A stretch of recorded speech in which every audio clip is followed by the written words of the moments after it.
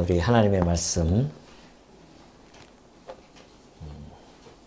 창세기 1장 1절 말씀 보시겠습니다.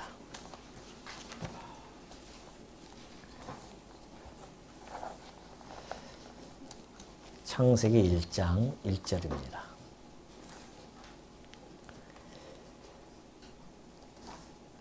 태초에 하나님이 천지를 창조하시니라. 땅이 혼돈하고 공허하며 흑암이 깊음 위에 있고 하나님의 영은 수면 위에 운행하시니라. 하나님이 이르시되 빛이 있으라 하시니 빛이 있었고 빛이 하나님이 보시기에 좋았더라. 하나님이 빛과 어둠을 나누사 하나님이 빛을 낮이라 부르시고 어둠을 밤이라 부르시니라. 저녁이 되고 아침이 되니 이는 첫째 날이니라. 5절까지 봉독해 드렸습니다. 우리는 이제 지금으로부터 약 3,500여 년 전에 기록되어졌던 고전 중의 고전인 이 창세기에 이제 들어가기 시작합니다. 우리는 지금 21세기에 살고 있죠.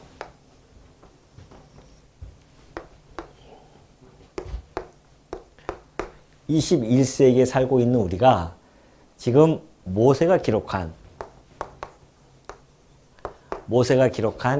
이 창세기를, 율법서를 우리가 이제 시작하게 되어지는데요. 우리는 사실 2차 독자죠. 2차 독자라고 합니다. 물론 2차 독자지만은 궁극적인 독자로서 이 성경을 접하게 되어집니다.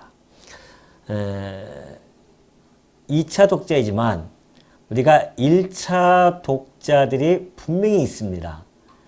그때 당시에 이 율법서를 그 상황에 맞는 그때 시대에 있는 사람들에게 지금 하나님께서 분명히 기록해서 읽게 해주고 있거든요. 그러니까 1차 독자의 상황과 그 배경들을 좀 아는 것이 매우 유익합니다. 1차 독자가 이 성경을 어떤 상황이 있었길래 하나님께서는 모세를 통하여 창세기를 기록하게 하시면서 첫 번째 제1장 1절에서 태초에 하나님이 천지를 창조하시니라 라는 그 말씀부터 시작이 되어졌을까라는 것에 대해 우리가 좀 살펴볼 필요성이 있다는 것이죠. 자, 1차 독자들은 애굽 땅 종 되었던 집이라고 하죠. 애굽에서요 400년 동안 종살이로서 아주 찌들린 자들입니다. 노예 근성이 아주 가득 차 있고요. 그 나라의 풍습과 문화에 푹 젖어 있고요. 늘 패배주의에 잡혀 있는 그러한 사람들이었습니다. 그들이 처음 애굽에 들어갈 때는 그렇게 안 들어갔거든요. 정말 의기양양하고 그런 상태에서 자기의 친족 중에 하나가 애굽의 총리가 되어졌으니 얼마나 힘을 줄 수 있겠냐 말이죠. 그렇게 해서 한 70여 명이 그 애굽에 들어갔는데 불과 얼마 안 돼서 한 세대가 지나고 나서는 곧바로 노예가 되어져 가지고요 400년 동안 노예 생활을 합니다. 여러분, 우리가 일제가 36년이죠. 36년 동안 우리를 갖다가 지배했었습니다. 그런데도 불구하고 오랜 시간이 흘렀는데요. 지금도 여전히 우리는 일제의 잔재 속에 살아가고 있습니다. 일제의 언어를 사용하고 일제의 풍습에 따르기도 하고요. 그걸 많이 고치려고 하지만은 우리도 모르게 일제 시대를 경험하지 못했던 우리들도 가면은 많이 사용합니다. 특히 공사 현장 같은 데 가면 많이 사용하죠. 그런 용어들이 많습니다. 그 36년만 지나도 그렇게 할지언데 자그마치 400년 동안 종살이를 했던 그 이스라엘 민족이 어떻겠습니까? 노예 생활만 그렇게 하던 그들이 어느 날 모세가 나타나가지고서는 그들이 스스로 계신 자가 날 보냈다. 그의 이름은 여호와다라고 하면서 그들에게 나타나서요. 놀랍게도 10가지 재앙을 다 보여줍니다. 차례차례 그 10가지 재앙을 통하여서 엄청난 능력의 힘으로 말미암아 애굽에서 그들이 탈출을 합니다. 도저히 그들의 힘으로는 탈출할 수 없는 그곳이었습니다. 그런데도 불구하고 400여 년 만에 정말 놀라운 그러한 기사와 능력으로 말미암아 그들이 나오게 되어지죠. 그리고 광야에 가서 시내산에서 하나님께서 그들에게 줍니다. 율법을 주죠. 율법을 주면서 이 애굽에서 살았던 그들의 문화와 풍습, 그리고 그들이 섬겼던 그들의 신들, 이런 모든 것들을 다 씻어내야 되잖아요. 씻어내야 되기 때문에 그들에게 새로운 율법을 주고 그들이 섬겨야 할 신이 도대체 누구인지를 하나하나 가르쳐줘야 할 필요성이 있었습니다. 그런데도 불구하고 그들이 40년 광야를 헤맨 것은 하나님을 영 믿지 못하는 거예요. 근데 그럴 수밖에 없죠. 늘 노예로 살아왔고 패배주의에 찌들려 살아왔던 그들이 가나안 땅을 정탐하러 갔더니만 12명이죠. 12명 중에 10명은 다 부정적이었습니다. 여호수아와 갈렙만이 하나님이 주신 땅이니까 우리가 들어가면 분명히 차지할 수 있다. 이렇게 이야기하고 나머지는 다 부정적입니다. 그들이 너무너무 어마어마하게 잘 돼 있고 덩치도 너무 크고 우리가 도저히 싸워서 이길 그런 민족들이 아니다. 그래서 그들이 결국은 가데스바네에서 회군에서 광야에서 40년 동안 헤매고 돌아다니기 시작합니다. 하나님께서는 애굽에서 태어난 자들 20세 이상 된 자들을 광야에서 다 죽이고요. 마침내 모압 평지에 이스라엘 민족들을 다 모아놓습니다. 40년 동안 광야에서 태어난 아이들, 그리고 애굽에서 나올 때에 20세 미만 되어진 자들, 이런 자들을 모압 광야에 다 평지에다가 모아놓고 하나님께서 신명기가 그 내용이잖아요. 모세를 통하여 다시 한번 쫙 밝혀줍니다. 그러면서 이러한 율법서를 다 기록하게 하거든요. 기록해서 하는 이야기가 바로 이 이야기입니다. 신명기에서 하는 이야기죠. 이스라엘아, 내 하나님 여호와께서 내게 요구하는 것이 무엇이겠느냐? 그렇게 묻습니다. 이스라엘아, 네 하나님께서 요구하는 것이 뭐냐? 곧 내 하나님 여호와를 경외하여 그의 모든 도를 행하고 그를 사랑하며 마음을 다하고 뜻을 다하여 내 하나님을 섬겨라. 그겁니다. 하나님께서 요구하시는 것이 있어요. 모세 이때에 하나님께서 그들에게 요구하시는 것은 하나님을 경외하는데 하나님을 사랑하고 그리고 하나님을 섬겨라. 이것이 하나님께서 요구하시는 상황이었습니다. 누구에게? 그 애굽 땅 종되었던 집에서 인도하여 낸 이스라엘 민족들에게 그런 이야기를 합니다. 그러면서 하시는 이야기가 내가 오늘 내 행복을 위해서 내게 명하는 여호와의 명령을 지키라. 자, 경외하고 하나님을 경외하고 사랑하고 섬기려고 하면요. 하나님이 주신 뭘 지켜야 된다? 하나님이 주신 율법. 이것이 율법입니다. 명령과 규례, 율법 다 안에 있죠. 하나님께서 명령은 십계명, 율례고요. 그리고 규례는 규례입니다. 그래서 계명과 율례를 지키지 못했을 때에 하나님께서 죄를 정하잖아요. 그러면 규례를 통하여서 죄를 사해 주시는 이 놀라운 복음의 메시지를 그들에게 전달해 줍니다. 그걸 잘 지키면 너희들이 죄를 짓지 말라가 아니라 죄를 지을 수밖에 없지만은 그러나 그 죄 지은 것을 하나님이 정하신 그 규례에 따라서 그 죄를 갖다가 용서함을 받으라는 것이죠. 그렇게 되어질 때 그들이 하나님을 경외하게 되어지고 사랑하게 되어지며 자기 용서함을 죄를 용서해 주시는데 얼마나 하나님을 사랑하고 기뻐하겠냐 말이죠. 하나님을 섬기게 되어진다. 그런 이야기입니다. 이것이 곧 뭐다?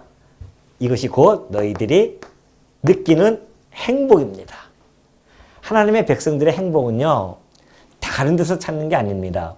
주변의 환경에서 찾는 것이 아니라 바로 하나님 여호와를 경외하고 사랑하고 섬기는 것이 성도들에게는 가장 큰 행복입니다. 그것은 행복이 어디 있어요? 유명한 연예인만 쫓아다녀도 행복할지언데 우리 하나님을 쫓아다닌다고 하는 것은 얼마나 행복한 거냐 말이죠. 아까 오전에 얘기했듯이 우리를 핏값으로 산 그분이신데 나를 당신을 죽이기까지 그렇게 사랑했던 그분이신데 그분의 사랑을 이렇게 받는 자들이 그분을 경외하고 사랑하고 섬기는 것이 얼마나 행복하겠냐 말이죠. 그러니까 너희의 행복을 위해서 내가 이걸 지금 지키라 이거죠. 그러면서 그렇다고 한다면 이 율법을 왜 지켜야 되는가? 그 당위성을 이야기해 줍니다. 그들이 이제 이 가나안 땅에 들어가잖아요. 가나안 땅이 여기 이제 모압 평지에서 이제 가나안 땅에 들어가려고 준비하고 있단 말입니다. 여기서 그들을 모아놓고 신명기를 통해서 쫙 설명해 주고 있는 것이죠. 그런데 이 땅에 들어가면 이제 하나님께서 땅을 다 분배해서 줄 거란 말입니다. 분배해서 주면은 그들이 심지도 않고 그들이 짓지도 않는 그런 집에서 심지도 않은 것을 먹고 곡식을 먹고 과일을 먹고 할 거란 말입니다. 먹고 배부른단 말이죠. 그럴 때에 하나님께서 이 모든 것들을 하나님의 언약대로 주어졌다는 것을 그들에게 알게 해서 그동안 400년 동안 하나님을 알지 못했던 그 백성들, 일찍이 그 조상들을 사랑했기 때문에 그들 택했단 말이죠. 그것이 이제 신명기 다음 장에 나오는데요. 자, 보세요. 하늘과 모든 하늘의 하늘과 땅과 그 위의 만물은 본래 내 하나님 여호와께 다 속한 것이로다. 하나님께서 모든 걸 다 지으셨기 때문에 하나님께 다 속한 것이죠. 그런데 여호와께서 오직 내 조상들을 기뻐하시고 그럽니다. 그들을 사랑하사 그들의 후손인 너희를 만민 중에 택하였다는 겁니다. 너희들이 왜 율법을 지켜야 되는가? 이 명령과 규례를 지켜야 하는 당위성은 뭐냐? 바로 이들의 조상이었던 아브라함과 이삭과 야곱이죠. 그들의 조상, 그 하나님께서 그들을 기뻐했다는 겁니다. 모든 만물이 다 여호와께 속했지만 특별히 그들을 어떻게 했다? 구별을 시켜놨어요. 그리고 그들을 기뻐하면서 그들을 사랑해줬단 말입니다. 야곱을 사랑하고 이삭을 사랑하고요. 아브라함도 사랑해줬습니다. 그리고 그들의 후손인 바로 너희를 모든 만민 중에서 특별히 어떻게 했다? 택하셨다는 겁니다. 뭐 하려고? 당신의 백성 삼으시려고. 당신의 백성 삼아서 그 하나님, 당신을 백성 삼아주신 그 하나님을 경외함으로 말미암아, 사랑함으로 말미암아, 섬김으로 말미암아 너희들이 행복하게 살게 하시는 것. 이것이 하나님이 그들을 향한 뜻이었단 말이죠. 그러니 너희들이 이거 율법을 지켜야 된다. 그런 이야기입니다. 그러면서 그들의 정체성에 대해서 얘기해 주는 거죠. 역시 마찬가지입니다. 이들의 정체성이 뭐냐.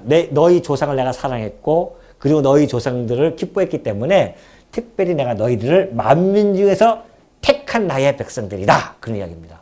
이스라엘 백성들의 정체성은 아까 우리 오전에 얘기했듯이 우리는 하나님의 사랑을 입고 예수 그리스도의 것으로 부르심을 받은 성도지만은 이스라엘 민족들은 하나님의 사랑하심을 입고 부름을 받은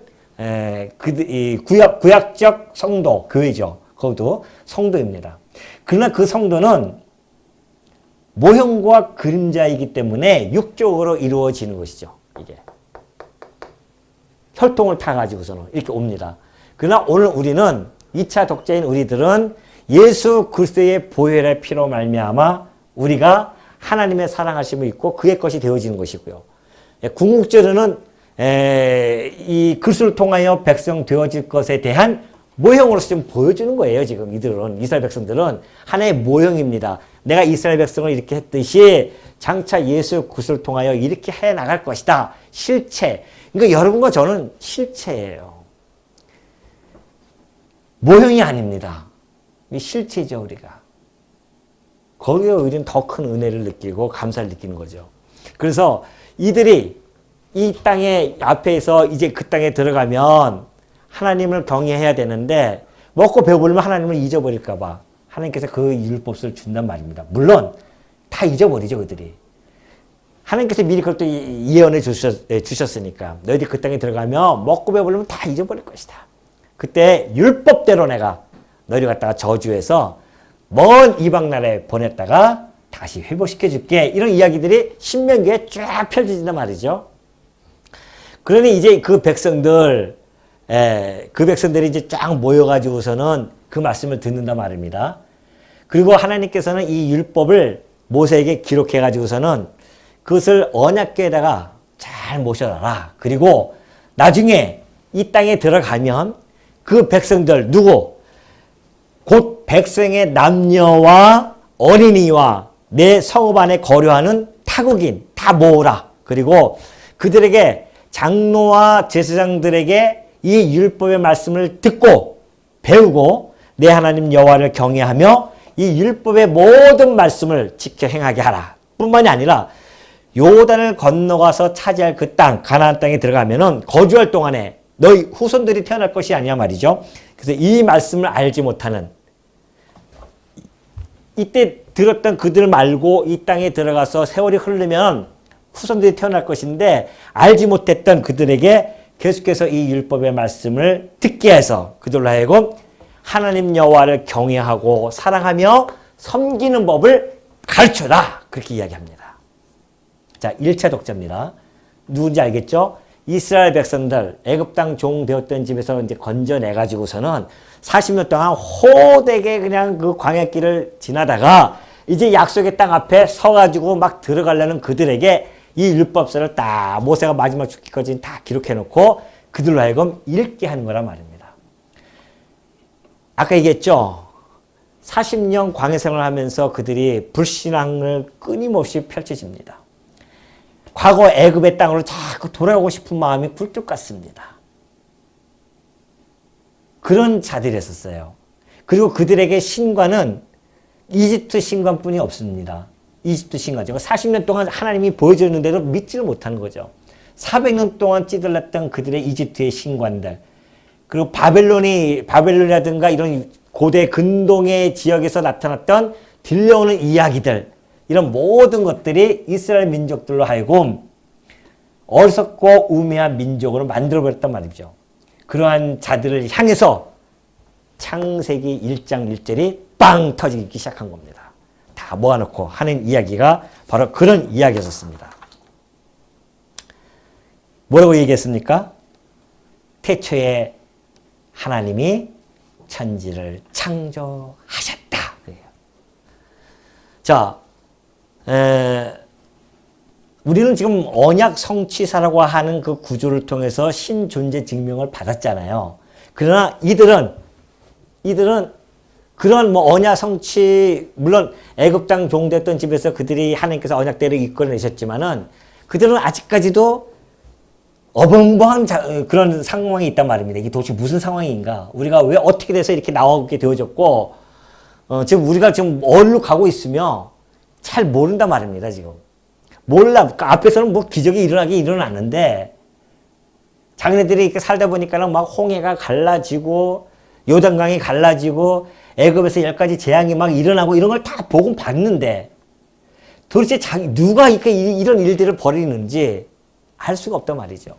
그러니 그 하나님에 대해서 소개해 줘야 될 거 아닙니까? 그 하나님이 누구신데, 너희 열조를 사랑하고, 열조를 기뻐해 가지고서는 그래서 너희를 택해서 당신의 백성으로 삼아주신 자기네들의 왕, 진정한 왕, 그 여호와 하나님을, 만군의 여호와를 그들이 깨달아 알고 경외하기 위해서는 가르쳐줘야 된단 말입니다. 그때 당시에 이 주변에 있는 나라에서요, 창조 설화들이 얼마나 많아 있는지 몰라요. 창조 설화들이. 가까이 있는 바벨론 그 신화에 보면은 말뚝이라는 신이 있었어요. 말뚝이라는 신이 있는데 그 신이 바다에 있는 용을 갖다가 잡아 죽였다고 합니다. 그래가지고서는 그 용의 일부분을 갖다 떼어서 뭐 궁창을 만들었다는 등, 그의 군대 장관이 있는데 킹구라고 하는 그 군대 장관을 갖다가 죽여가지고 그 피로 사람을 만들었다는 등, 이게 바벨론 신화에서 나타나는 창조 설화거든요. 좀 황당하잖아요. 우리가 들어봐도. 그런가 하면 중국에서, 바빌론뿐만이 아니라 동쪽으로 더 흘러가서 중국에서도요, 창조설화가 있습니다. 거기는 반고라고 하는 아주 원초적인 거인이 죽어가지고서는 그 자기 시체를 갖다가 만물을 만들었다. 이런 이야기들이 다 있단 말이죠. 그러니 그런 이야기들을 이제 그 구설로 전해 내려온 거 아닙니까? 근데 사실은 그들의 그 신화적인 이야기는 그게 아무것도 없는 데서 이야기되어진 것이 아니라 창조되어진 이 이야기들을 듣는 거죠. 밑으로부터 흘러간단 말입니다. 구설로 자꾸만 밑으로 가다 보면은 이 말이라고 하는 것이, 글이라고 하는 것은 글로 남지만은 말은 변하잖아요. 우리가 게임 같은 데 할 때 보면은 앞에다 쭉 세워놓고 무슨 얘기하면 앞에 가면 얘기가 막 달라지고, TV에서 보면은 그런 게임들 많이 있지 않습니까? 우리도 나중에 한번 해보자고요. 여기서 뭐라고 이야기하면 앞에서 엉뚱한 이야기가 나온다고요. 그것처럼 말이라고 하는 것은 전하면 전할수록 다 달라진단 말이죠. 그러니 바벨론의 신화도 창조 설화가 있고요. 중국에도 창조 설화가 있다고 한다고 보면은 아담으로부터 밑에 내려오는 모든 후손들이 전해져서 분명히 창조되어졌다고 하는 것에 대한 반증이 오히려 그것이 나타나는 겁니다. 그들이 이게 무조건 틀렸다가 아니라, 그들의 이야기를 들어보니까 창조된 이야기가 분명히 있긴 있구나. 근데 그것이 뭔지는 정확하게 얘기할 수가 없죠. 왜? 기록되어서 내려온 것이 없기 때문에. 구전으로 내려와서 그들이 보면은 이상한 이야기들이, 누가 들어도 황당한 이야기들이 전해 내려왔단 말입니다. 홍수도 마찬가지입니다. 홍수설화도 뭐 길가메시라든가 이런 데 다 있거든요. 근데 중국에도 있고, 근데 그런 모든 것들이 홍수라는 사건이 실질적으로 있었기 때문에 그런 이야기들이 내려오다가 다 변형이 되어져서 전달해 오는 것이죠. 그러니 하나님께서 이 이스라엘 백성들 당신을 경외하고 사랑하고 섬기게 하기 위해서는 어떻게 됩니까? 당신에 대해서 어떻게 해요? 계시를 해줘야 될 거 아닙니까? 너희들이 경외하고 사랑하여야 하며 섬겨야 할 그 신은 바로 누구냐? 그것이 바로 엘로힘이다. 그런 이야기입니다. 물론 여호와는 이제 나중에 나오겠지만 이 1장 1절에 나왔던 이 태초의 하나님이라는 뜻은 엘로힘입니다. 엘로힘. 엘로힘이라는 뜻은 권위와 능력이 충만한 분이라는 뜻이에요. 이걸 우리나라 말로는 하나님으로 번역이 됩니다. 이 하나님이라는 이 단어가 2,500회나 사용이 되어지거든요. 이 성경에서. 근데 엘로힘이에요, 이게. 권위와 능력이 충만한 분, 그렇게 되어져 있습니다. 그러면서, 그러니까 다시 말하면 태초에 권위와 능력이 충만한 분이 뭐했다? 천지를 창조하시니라. 이 얘기예요, 지금. 우린 그걸 하나님이라고 번역했지만은 엘로힘이 그런 뜻이란 말입니다. 권위와 능력이 아주 충만하신 분이 뭐했다? 천지를 창조했다. 그래서 나중에 그런 얘기 한 겁니다. 하나님께서 내가 너희들에게는 전능한 하나님으로 내가 너희들에게 나타냈지만은 여호와는 진짜 당신의 고유명사인 여호와 이름은 아직 알려주지 않았다. 그런 이야기 하시잖아요. 그건 나중에 가르쳐 주거든요. 그러니까 이 엘로힘은 하나님에게만 사용되어지는 용어는 사실 아니에요. 이방인들도 당연히 신들을 섬길 때 엘로힘이라는 단어를 사용합니다. 왜? 저는 일반 명사이기 때문에 그래요. 보통 명사이기 때문에 누구나 다 사용이 되어집니다. 그래서 하나님께서는 당신의 고유 명사인 여호와를 가르쳐 준 겁니다. 내가 이 능력과 신성이 가득 차 있는, 권위가 차 있는 그러한 내가 바로 여호와다. 이런 얘기예요. 하나님은 여호와이십니다라는 뜻이 그런 이야기입니다. 하나님 엘로힘은 여호와이다. 이런 이야기예요. 권위와 능력이 충만하신 분은 곧 언약대로 이루시는 분이시다. 그런 이야기입니다. 그런데요, 이게 엘로힘이 복수입니다. 복수로 사용되어져요. 그때 당시에 단어를 보면은 권위와 능력이 충만한 것들은 단수로 표현을 안 합니다. 그때 당시에 단어를 보면은 다 복수로 사용이 되어집니다. 제가 왜 이런 얘기를 하냐면 엘로힘이라고 해가지고 여러분들 한번 포털 사이트에서 들어가서 한번 쳐보십시오. 뭐가 뜨는지 아십니까? 완전히 그 포털 사이트를 누가 장악하냐면요. 하나님의 교회에서 장악을 합니다. 엘로힘에 대해서 이야기하기를. 그들이 하나님 아버지와 하나님 어머니에 대한 근거를 여기서부터 시작해요. 복수라는 거죠. 그러면서 1장의 뒤에 가면은 곧 그런 말씀을 하신단 말입니다. 우리의 형상대로 우리의 모양을 따라서 사람을 짓자. 그렇게 이야기합니다. 그러니까 사람을 짓는데 남자와 여자를 지었다는 것이죠. 그럼 우리의 형상과 우리의 모양이라는 것은 복수인데 여기서 이미 엘로힘이라고 하면 복수니까 분명히 복수로 계시는데 남자와 여자를 우리의 형상과 모양대로 짓는다고 했으니까 남자 여자 지었으니까 하나님의 아버지도 있고 어머니도 있다. 이 논리예요. 그들이. 거기다 대고 또 댓글들이 얼마나 또 멋있게 다는지. 이 만세전의 비밀을 이제야 알았도다 하면서 그것도 추종자들이 딱 쫙 씁니다. 그래서 제가 말씀을 드리는 겁니다. 우리가 확실히 알고 있어야 그들이 이야기할 때에 참 기가 막힌 거 아닙니까 지금. 그런데 더 우리가 이제 알 수 있는 것은 엘로힘이 복수인데요. 이 엘로힘이 행하는 동사가 있습니다. 그 동사는 무조건 단수예요. 단수가 사용되어집니다. 그러니까 하나님은 능력이 많으니까 복수로 사용되지만 그가 하는 행동은 단수로서 사용이 되어지죠. 그러니까 태초에 하나님이 창조하시니라. 그 창조하는 동사는요 단수로 나타납니다. 그러니까 하나님 한 분이 유일신이신 하나님 한 분이 하신다는 뜻입니다. 그렇게 황당하게 그것을 바로 귀에 거면 귀걸이, 코에 거면 코걸이, 이어령 비어령이라는 그 해석 방법을 가지고 성경을 해석해 버리니까 많은 사람들이 거기에 혹 빠져가지고서는 지금 하나님의 이름은 다양하게 있습니다. 아까 말씀드렸죠? 하나님의 이름에는 뜻이 있는데 그 뜻대로 역사를 진행해 가십니다. 그러니까 엘로힘, 권위와 능력이 많이 있으니까 뭘 합니까? 세상을 창조할 수 있는 힘이 있는 거죠. 그래서 말씀으로 창조가 되어진 겁니다. 그런가 하면은 엘 샤다이라는 이름도 있어요. 우리 하나님 이름이 엘 샤다이가 많이 사용되어지는데 그것도 역시 능력이 충분히 있으신 분이시다. 능력이 충분하신 분. 그래서 우리나라 성경에서는 그거를 전능하신 하나님 이렇게 번역을 해요. 전능하신 하나님. 능력이 충분하신 분이다. 여러 가지 이름들이 있죠.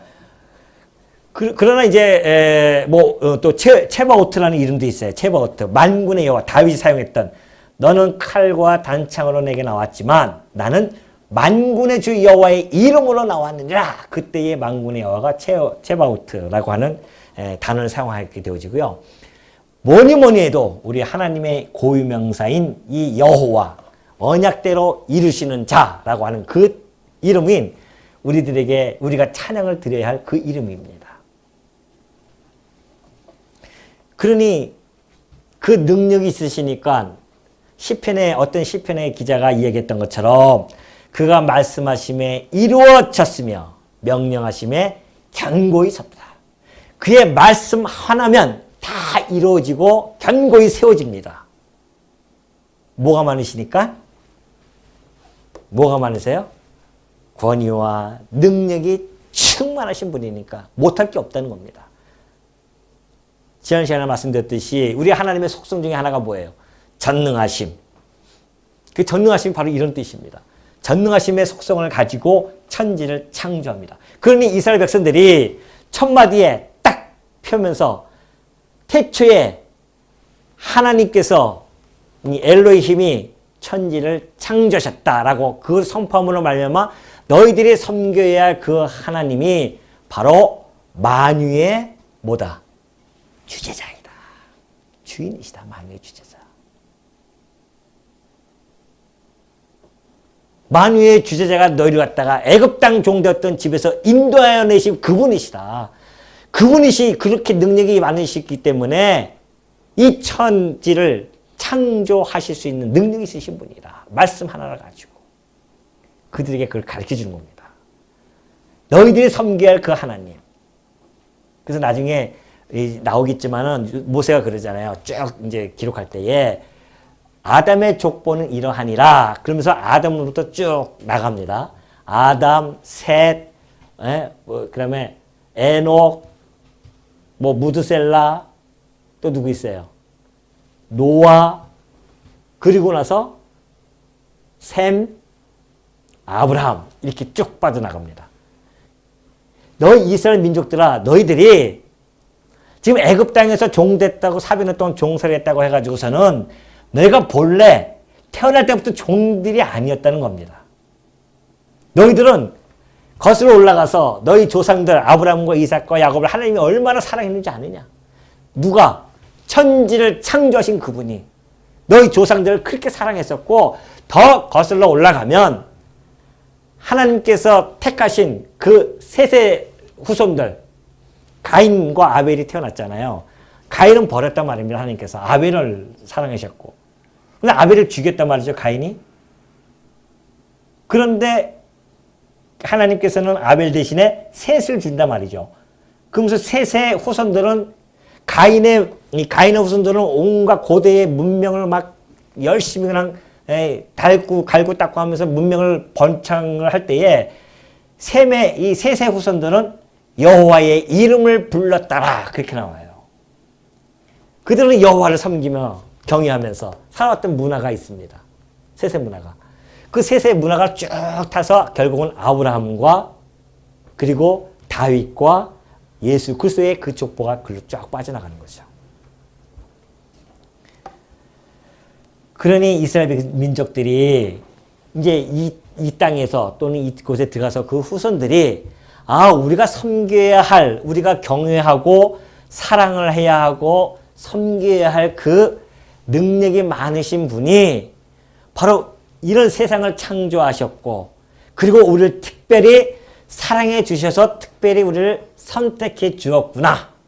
그거를 알고 깨달아서 하나님을 경외케 하려고 일체 독자들에게 이걸 기록을 한 거란 말입니다.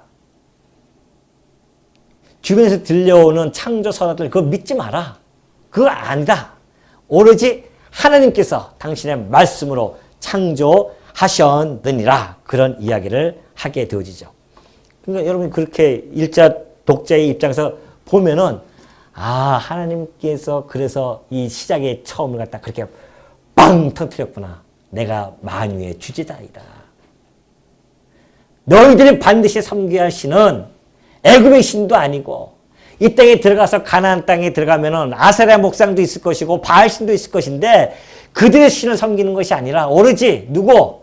애굽 땅 종됐던 집에서 인도하여 내신 그 여호와 하나님 엘로힘을 너희들이 섬겨야 된다. 그분은 바로 이 천지를 창조하신 창조주이시고 만유의 주제자로서 역사를 섭리해 가시는 분이시다. 딱 가르쳐주는 겁니다. 창세기 초반에. 이해되시겠습니까? 그걸 우리가 이렇게 듣고 나가면은 훨씬 더 우리가 쉽게 이제 깨달아질 수가 있는 거죠. 그러니 하나님께서 천지를 딱 창조하시니까 안 믿는 사람들은 안 믿잖아요. 이걸 창조론을 안 믿는단 말입니다. 왜? 네가 봤느냐 이거죠. 어떻게 그럴 수가 있느냐. 무에서 유를 어떻게 창조하냐 말이죠. 혹시 있는 걸 가지고 만들었다면 모르겠지만 무에서 유를 창조 어떻게 그렇게 할 수 있으며 언제 그렇게 됐는지 네가 봤느냐 이렇게 따지는 거죠. 그러니까 히브리서 기자가 우리는 뭘로 믿느냐? 믿음으로 이 온 세상이 무엇으로? 말씀으로 창조되어졌음을 우리는 믿는다. 안다 우리는. 물어봐요. 그럼 너의 믿음이 뭐냐? 어떤 어디에 쌓아진 믿음이냐? 모래성에 쌓아진 믿음이냐? 반석에 쌓아진 믿음이냐? 우리의 믿음 뭐예요? 반석 위에 쌓아진 믿음이다. 우리도 보지 못했어요. 하나님이 천지를 창조하셨고 빛과 어둠을 나누시고 이 우주 만물을 창조하신 그 사역을 우리는 보지 못했어요. 아무도 못 봤습니다. 근데 우리는 믿어요. 그것이 말씀으로 이루어진 것을 우리는 믿는단 말입니다. 믿음으로 우리는 그걸 알 수가 있는 거죠. 무조건 믿는 것이 아니라 그 믿음은 하나님께서 우리에게 주신 믿음이란 말입니다. 무슨 믿음? 언약대로 이루시는 그 여호와의 그 말씀을 우리가 듣고 믿어지니까 하나님의 말씀으로 온 천지가 창조되어졌던 것까지도 보지 않는 것도 다 믿는, 그게 믿음이에요. 보이지 않지만 믿어요. 그 믿음은 보이는 것들이 뭐예요? 실상이라고 하잖아요. 믿음, 우리는 믿어요. 예수님 오실 거 믿습니다. 보이지는 않아요. 언제 올지 몰라요. 그러나 이것이 실상으로 나타날 거라. 이것이 우리는 믿는 거죠.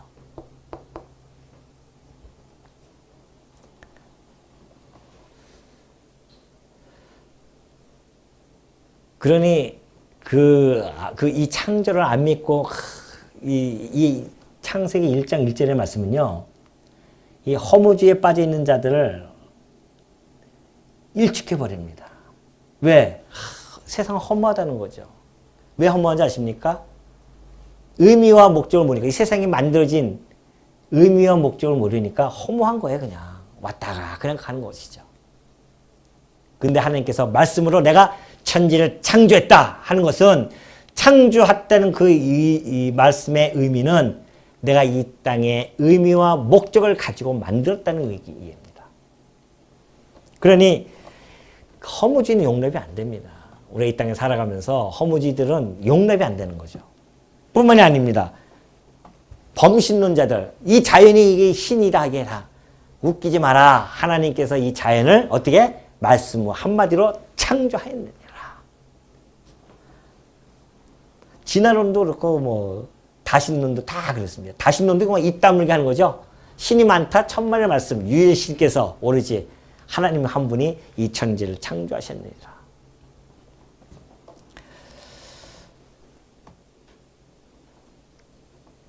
하도 그런 자들이 그렇게 이야기하니까 하나님께서요, 욥을 통해서 뭐라고 말씀하신 줄 아십니까? 욥을 통해서 한 이야기 했어요. 욥아, 하도 어쩌고저쩌고 막 이야기하니까 하나님께서 욥에게 하는 이야기가, 욥아, 내가 땅에 기초를 놓을 때에 네가 어디 있었느냐? 그렇게 물어봐요. 땅에 기초를 놓을 때. 하나님께서 천지를 창조하실 때에, 땅의 기초, 이 천지를 창조할 때의 기초. 하나님의 기초가 어디에요? 하나님의 영원한 작전과 계획 속에 있었단 말입니다. 이때부터 시작해서 이걸 만들기 전에 너 어디 있었냐? 물어보는 자들. 어디 있었냐 말이죠. 네가 알겠느냐 그걸? 또 하나님께서 이것을 만드실 때에 주를 재고 도량법을 사용하시고 주추를 세울 때에 어디에다 세웠는지 아느냐? 모퉁이 돌은 누가 놓았느냐? 그런 이야기를 쭉 해나가십니다. 그러면서 내가 이것을 만들 때에 새벽별들과 그리고 하나님의 아들들이 기뻐 노래하고 찬송하지 않았느냐. 여러분, 진짜 얼마 전에도 제가 칼럼에 썼지만은 스티븐 호킹이라든가 아니면 아인슈타인이라든가 이런 세계적인 과학자들 아닙니까? 누구든지 그 두뇌의 명석함에 다 혀를 내둘 정도로 뛰어난 자들입니다. 근데 그들의 결국이 뭡니까? 하나님이 없다는 거거든요. 아니, 달의 뒤편면을 보는 것도 이제서 겨우 중국의 힘을 빌려가지고서는 그 달의 뒤편면 보는 것도 그렇게 힘들어가지고 21세기, 그때서야 이제 겨우 보는 건데 그 정도 과학의 잣대를 가지고 겨우 허블 많은 경우를 가지고서는 저 은하계나 한번 볼까 말까 하는 그런 과학의 힘을 가지고 말씀 하나로 온 천지를 창조하시고 이 창조할 때 그들이 어디 있었어요? 어디 있었습니까? 그들이. 이걸 봤습니까? 아니면은 20세기에 그냥 어디 뱃속에 있었습니까? 겨우 조그만 요만한 지식 가지고서는 그 하나님을 그들이 실상은 아는 것 같으나 성경에 있는 반대로 하면 됩니다. 실상 아는 것 같으나 그들은 전혀 모르는 자들이었습니다. 진짜 초등학문들이죠. 그렇게 되어지면은. 아유, 이 목사 네가 뭐 공부도 제대로 못한 사람이 그 박박사 그런 사람들 알고 그렇게 얘기할 수 있냐? 얘기할 수 있습니다. 저는. 과학은 제가 잘 모르죠. 과학은 모르지만 우리는 믿음으로 하나님의 이 천지 창조를, 창조 사역을 알 수 있고 섭리 사역을 알 수 있고요. 시작과 끝을 우리는 아는 자들입니다. 그들은 몰라요. 그러니까 그런 소리 하는 거죠. 광활한 우주를 보고서는 하나님이 없다는 거죠. 그 광활한 우주 자체가 그 일을 해 나갈 수 있기 때문에 그 광활한 우주를 하나님이 기운으로 말미암아 그들을 붙들고 있는지를 그들은 모르니까 그런 망발을 하는 겁니다. 아무리 배우면 뭐하냐 말이죠. 결국은 어둠으로 빠져나가는데 우리는 그들처럼 많은 학설이 없다 할지라도 하나님의 영이 우리로 하여금 이걸 깨닫게 해주셨기 때문에 우리는 빛의 자녀로서 살아가는 것이고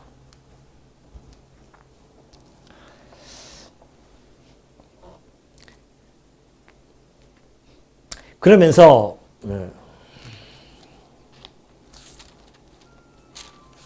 이제 천지를 창조하셨죠. 태초에 하나님이 이 천지를 창조하십니다. 이 천지는요, 나중에 이제 요한계시록에서 그렇게 설명을 해주는데 새 하늘과 처음 하늘과 처음 땅과 처음 바다가 다 없어집니다. 그리고 새 하늘과 새 땅이 도래하게 되어지죠. 이때의 이 새 하늘과 새 땅은 바로 첫날에 지은 이 천지를 이야기한다고 볼 수 있습니다. 하나님께서 이제 이 태초죠, 이 태초에 영혼 안에서 이 우주의 역사를 시작하는 이 시점이 태초입니다. 이 태초죠.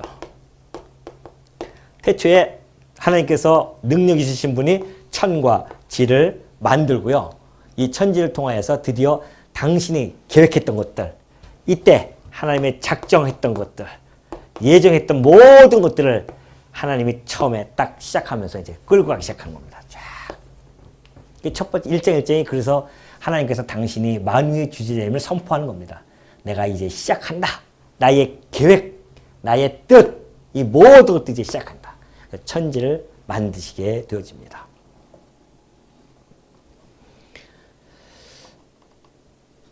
에베소서 보면 바울이 그런 이야기하죠. 예수님께서 올라가셨다 하셨은즉 땅 아래 낮은 곳으로 내리셨던 것이 아니면 무엇이냐. 내리셨던 그가 곧 모든 하늘 위에 오르신 자니 이는 만물을 충만하게 하는 것이다. 예수님께서 내려왔다고 이 시대에 여기로 오셨다고 하는 것은 다시 올라갔다고 하는 것은 내려온 곳이 있기 때문에 다시 올라간 곳이다. 그래서 이 하나님 보좌가 계시는 곳이 이 천지 이것이죠. 이쪽에. 여기서 이제 이 땅 이쪽에 땅에 있는 부분들이 상태가 어떻게 되어지냐면은 혼돈하고 그렇죠. 2절에 가면은 땅이 혼돈하고 공허하며 흑암의 깊음 위에 있고 하나님의 영은 수면 위에 운행하시니라. 처음에 딱 만드셨을 때에 질서 있게 딱 다 만들었으면 좋을 텐데 그렇게 안 만드셔요.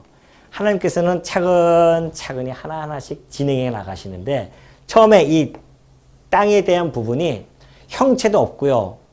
깊음이 아주 깊은 물속에 그러죠? 여기 깊음 위에 있다고 하는 것은 깊음이라고 하는 것은 심연 같은 걸 이야기합니다. 아주 깊은 물이에요. 그냥. 깊은 물 위에 이 히브리 원문을 보면은 얼굴로 나와 있습니다. 얼굴. 깊은 물 얼굴에 하나님의 신이 수면에 운행하고 계시다. 이렇게 수면도 그 물 위 얼굴 그쪽으로 하나님의 신이 운행하고 계신다는 것이죠. 자, 이때는 땅이 혼돈해요. 혼돈하다고 하는 것은 구체적인 형태를 지니지 못하고 있고요. 무질서하게 흩어져 있는 상태를 말합니다. 공허하다고 하는 것은 공간이 없다는 상태고요. 흑암이 있다고 하는 것은 깜깜하다는 겁니다. 흑암. 우리가 흑암 권세, 어두움 권세 이런 이야기할 때 이 같은 용어를 사용하거든요. 하나님께서 처음에 창조할 때는 아주 깜깜하게 흑암 속에서 그럼에도 불구하고 이 가운데는 온 물이 저는 지금 이 지도를 좀 이렇게 한번 우리가 알고 있는 과학적인 지식 조그만 과학이지만은 이렇게 되지 않았을까. 하나님께서 천지를 창조하실 때 이게 천이면 이게 지가 아닐까. 천지. 왜? 뭐 지구를 생각하니까 이렇게 되어지 있지 않았을까, 지가.